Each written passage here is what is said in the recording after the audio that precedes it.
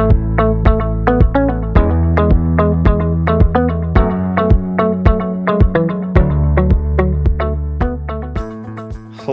and welcome to episode 29 of the Wealth Amplifier podcast. I am Matt Liebman, and I am honored today to be joined by my esteemed guest, Libby Whittaker. Libby, welcome to the Wealth Amplifier podcast. Thanks, Matt. And so, listeners, you may be wondering, why am I interviewing someone that I've been working with for, 15 years now, Libby? Yeah, Yep, and that we talk all the time. And the reason is, I guess, allow this to be the announcement. Libby has decided to retire at the end of the year. So we wanted to have her on the podcast to share some thoughts and reflections on her career and what the plans are going forward. And especially since that is a journey a lot of our clients and prospective clients are going through that listen to the podcast. So Libby, I hope I didn't steal your thunder there, but that is the announcement. You are retiring as of year end. How does that sit with you when I say it? I'm still adjusting. We'll see when January 1st arrives. But and I know you've alluded to this in the conversation that I've been teasing you with it for a couple of years now.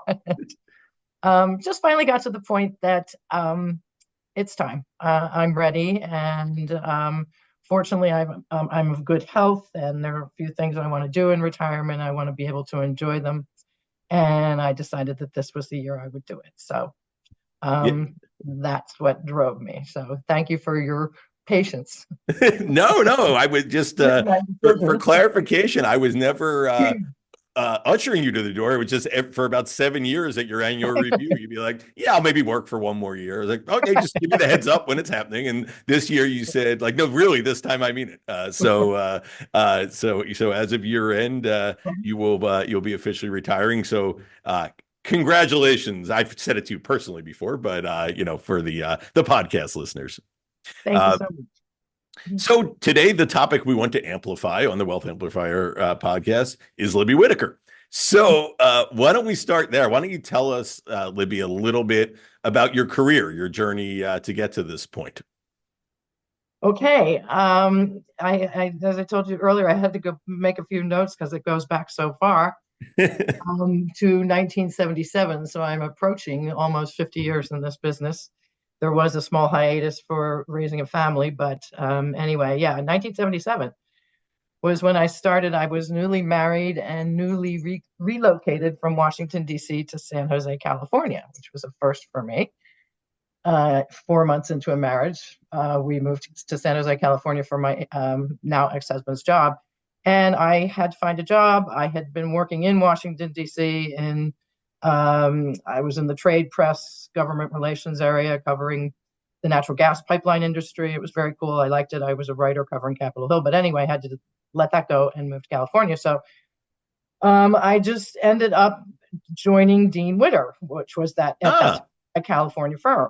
See, I'm learning something here. I don't think I realized that Dean Witter was your first stop. Dean Witter was my first stop in the days that Dean Witter was actually still around when I was there. Yeah. It happened through a friend of my husband's family. I was having difficulties finding a job in the government relations area, and he said, "Why don't you go see so and so? He runs the Dean Witter San Jose office." And I sat down and talked to him. And I had always had an interest in the industry, not really understanding the markets. And I had started my MBA when I was in Washington, but didn't complete it. But anyway, so long story short, he hired me as a trainee. And went through the training course and became an account executive, we were called then, in the San Jose office. And loved learning about the business, loved talking to clients, establishing relationships. That was where I was most comfortable. But I recognized pretty early on that I really fell short on closing skills, in that I could talk to clients forever and enjoy. We'd have a wonderful conversation, but I couldn't ask for the order. It just, I was not, sales was just too polite. You're too polite. I just didn't know about me. Yeah, and it's so I wasn't a good stock picker in those days. We were stock jockeys. Yeah, There yeah, yeah. it That wasn't was mutual the funds. business for a lot of people. What Yeah. stock do you like? We were in Hewlett Packard world. So everybody, it was always easy to to sell shares of HP for somebody. But anyway, that was just not my strong point, and I would worry about, oh, did I do the right thing? Did I sell the right? Did I recommend the right thing? So anyway, I recognized that early on and wanted to terminate my role as an account executive.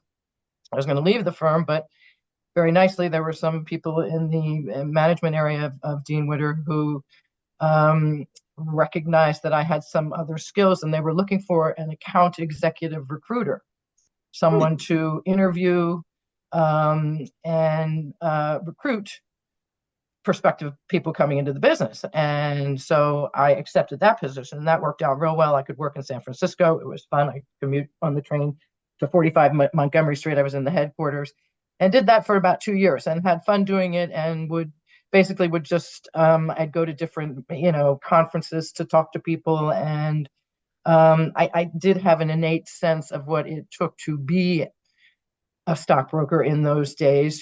People kind of glamorize the role, but it's hard work and it's a sales position, and you had to kind of weed that out of someone during the interview process. And these were people that these were not experienced advisors or brokers that you were bringing on, but these were people that were going to be new to the It was industry. mostly new to the Yeah. industry. Yeah, I Okay. was those people. I wasn't going after other firms, FAs at other firms. It was more young people coming in. And Right. as a matter of fact, I developed a survey of saying, I wonder what people did before they became brokers, because many people do this as a second career. Oh, I'm And curious. What were some of the results of that? it's education was the most of our or a majority of them, a good number. I can't remember the numbers, but yeah, came from the field of education. So that led me to university career things, and I kind of Interesting. talked to the professors as well.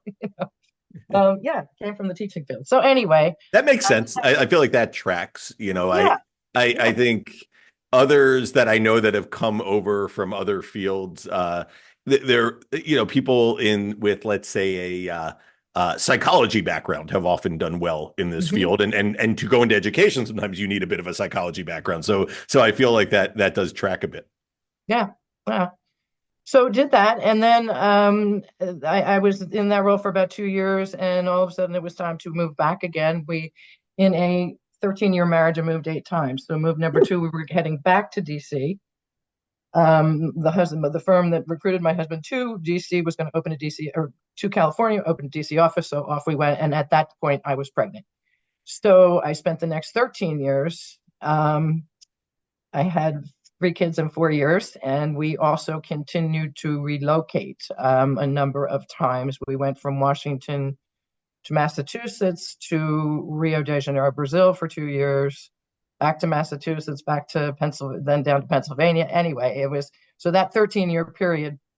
Um, I ultimately we ended back in California. That was the Wait, I got to pause you almost there for a minute. Rio de Janeiro, in Rio what? But de this was in Janeiro. the early '80s. This was yeah, from 82 to 83 to 85. Yes. How was that? That was awesome. He was their firm. He worked for a firm called Data General. That was the part. There was a beltway around Boston, 495, which they called the East Coast Silicon Valley. Hmm. And there was Data General, and Wang was there. A couple of other companies. Data General has since gone under, but they were opening facilities in Brazil, and they sent Jim down to be the country manager. So that was quite an experience being an expat in a city like Rio, which was had its it was charming, it was lovely, it was also a little scary. There was a lot of crime. There was Yeah. we lived the complex we were in. Oops, sorry about that. I'm going to get rid of that. Complex we were in, but there were armed guards. Their weapons were concealed, but we lived under the protection of armed guards, and you didn't drive anywhere at night. If you had a red light, you went straight through it. That kind of thing. But all in all, it was also just a lovely, lovely place. The people were wonderful.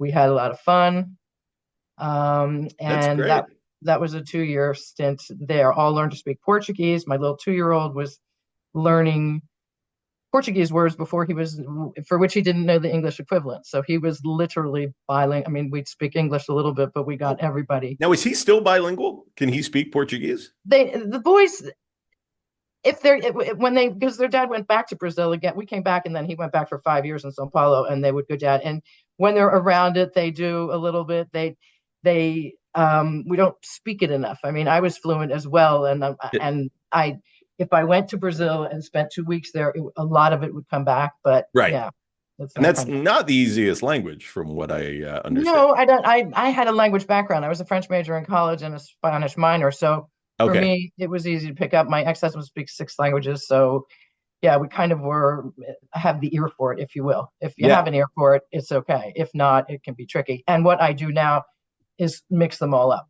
French, Spanish, and Yeah, no, Portuguese. I that makes start speaking and all different words come out. So so I sidetracked this. My apologies, but I had to hear about that's, Rio. So yeah. when at what year did you re-enter the financial services field and at what firm? Was Okay, that when you okay, went that to was Prudential?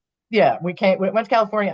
That's when all this there was a lot of marital stress, and I came back from California to Bluebell, Pennsylvania in 1990 by myself with the boys. Got it. And that is when I was newly divorced and had to get a job and went to work for Legg Mason, which was another, local regional brokerage firm, small little brokerage firm. They were headquartered in Maryland, and they had an office right around the corner from my house. And it was a part-time position, like answering phone, and I just took it to get in the door and to get started. The boys were still in school. I didn't have a lot of help with childcare, so anyway, that worked out. But that's where I started back into it. From that position, I grew into full time, retook my licensing exams because I wanted to get more into the guts of the business. So I got relicensed and went back to work with them. From there, I moved to Prudential Securities. I was recruited by the manager of the Bryn Mawr Prudential Securities office and was recruited as an assistant to the administrative manager. So that's where I got into the admin manager area, and that's where I did get all of my manager's licenses, the manager's license, the commodities, life insurance, all of that, and moved into the administrative manager position for Prudential Securities, and that was in 1995, I think. And I was in the Bryn Mawr office, then moved to the Philly office and spent several years in the Philly office as the lead admin manager. And then in 2006, got a call from a Merrill Lynch recruiter and was recruited to join Merrill in the Philly office with Ted Durkin, as you know, but that's where we all met. So I moved to Right. Merrill in 2006 as the administrative manager for the Philadelphia complex. So it's funny when you think about things like when you go to a place, you get if you arrive newly to a place, you just sort of I think instinctually think that people have been there forever. So I Mhm. didn't realize I started in Merrill in '08. My dad joined Merrill in '07. I thought you had been at Merrill forever. I didn't realize you only got Yeah, a year, got there a year before my dad did. Okay, yeah. and 2 years before I did. No, I Uh, was talking about to your dad about that the other night because he came in, he and Ed, and I had just kind of I was hired in '06 at Merrill, but I didn't get into the Philly office until 2007, just when your dad was coming in from UBS, and it was a big. I wasn't as involved in his movement to Merrill, but it was a big deal, and I knew who Sam Liebman was. Ultimately, got to obviously know you guys very well as the administrative manager for the Jenkintown office. So yep. that's And where I then made we lured you away first from yeah, management yeah. into the client side of the business, then ultimately from the let's say big firm world to our new home in an RIA. So I figure let me pivot to that. Given that you've worked in this industry across decades and seen it, to your point, a lot of evolution from Oh my brokerage to investment advice to financial planning to now wealth management, and then God. also from kind of big firm to medium-sized firm to acquired firm and now to independent firm. Any thoughts on all that? How the industry is different now from when you joined? Well, clearly, when I first joined, I mean, you go back to I was thinking about this, remembering the days of, paper tickets. It was like you were taking orders on the phone and running over. You literally got from your desk, ran over to the wire room, if there was a line, you were in the wire queue, when you had a hot market, handing in your ticket, waiting for a confirm. One of the offices I was in, we had pneumatic tubes. They had to send them up in a tube to go to the I upstairs. remember that from when I was a kid, when come by my dad's Yeah, they office. had Yeah. pneumatic tubes to send the orders, and then you'd have to wait for your confirm. And then at the end of the day, everything had to be reconciled by hand. It was all, it was a paper business. I mean, we didn't have electronics. We didn't have book entry stocks. You had people come in with piles of certificates, and you'd make the trade right there, and they'd sign the stock, or you'd have stock power or whatever. But it was so paper intensive, and um, even in the way we did the business. I mean, I got out of training and was sat down at a desk, and I had a phone book with the yellow pages of, this thick, and a phone, and go to work. That was Yeah. it. We didn't even have, we had to share. It was called a Quotron machine. And it was just this, we had to share them. You had a desk, shared my desk and another desk, and you'd have to switch the terminal and just punch in a symbol. You wouldn't, that was all you got on this little machine, was a symbol. We used to have there were the areas in many offices, the lobbies had the tapes running, Yeah, and yeah, people yeah. would come Sure. in and just sit. We had, a posse. I remember in the San Jose office, these old guys, retired guys, every morning they sit there with their coffee and just sit and watch Because the that was the tape. only way to get information, Yeah, unless you wanted to wait till the newspaper the next day. exactly. And So even that, it was sometimes delayed and dated. So yeah, obviously, so yeah, technology, obviously, as it's changed everything in our lives, has been um, what I've seen so much. And again, you mentioned, as I said, we were stock jockeys. We didn't obviously stocks and bonds. That was it. We didn't have long-term financial planning or ETF. I mean, mutual funds maybe were around. I can't even remember any selling mutual funds way back in the beginning. Obviously, they came around, but exchange traded funds, all the different products that have come out, structured notes, those kinds of things. It was stocks and bonds. yep. That's what we did.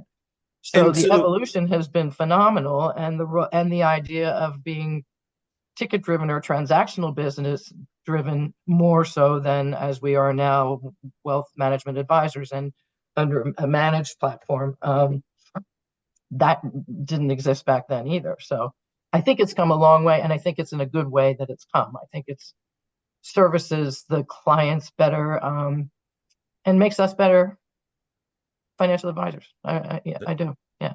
well, I'm not surprised to hear you say that, because so what other people may not know about Libby is she is, I'll use a metaphor, because Libby's a pretty big sports fan, an Eagles fan for a long time.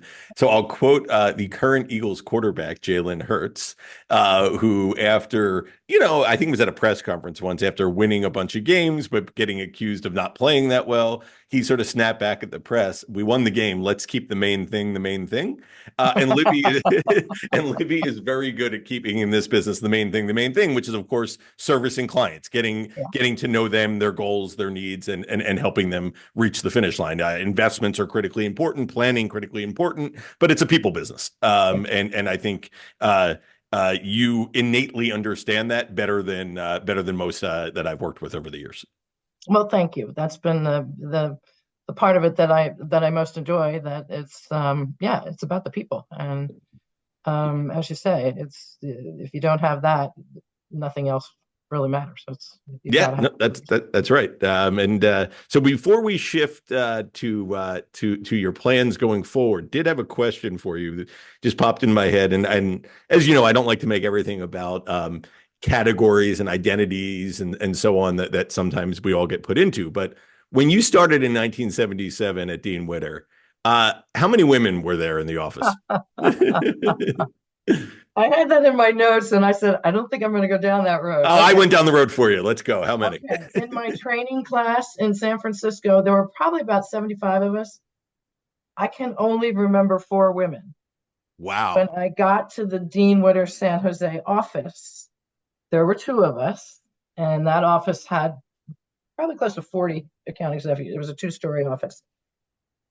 Um, it wasn't an easy time for women in the business. No, I'm sure. Yeah. I can't even say some of the stuff that was said to me. It would have to be bleeped out. But there was this feeling that they honestly, didn't think you could succeed. nor did they want you to. And it was sometimes blatant. I mean, it was Yeah. really interesting. It would never roll today. It wouldn't work. But um, and I've remained friends. I haven't seen her in a while. The woman with who was she preceded me. She had been there all by herself and was delighted that I was coming into the office. And we did become quick and fast friends. And just kind of let it roll off our backs and did our work. She became quite successful. I ended up leaving the sales side of it, obviously, for the reasons that I mentioned, but it was quite a different time for women, and there were very few of us. And yeah, it was a man's world.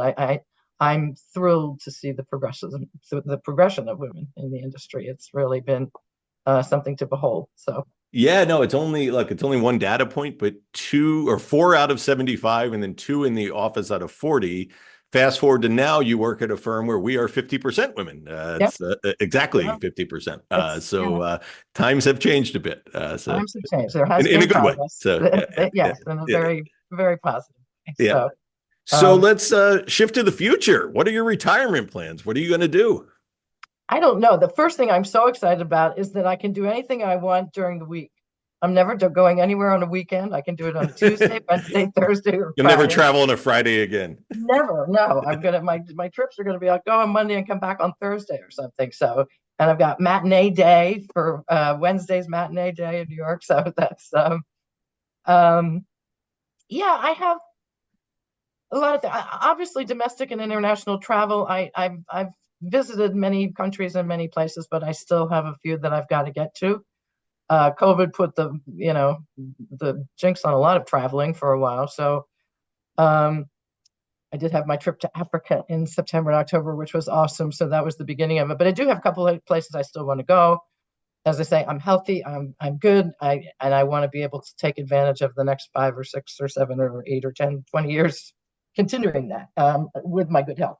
Um, Where, from a travel perspective, I know the Africa trip was on your list for a long time, and that yes. was a big deal. Where else have you not been that you really want to get to?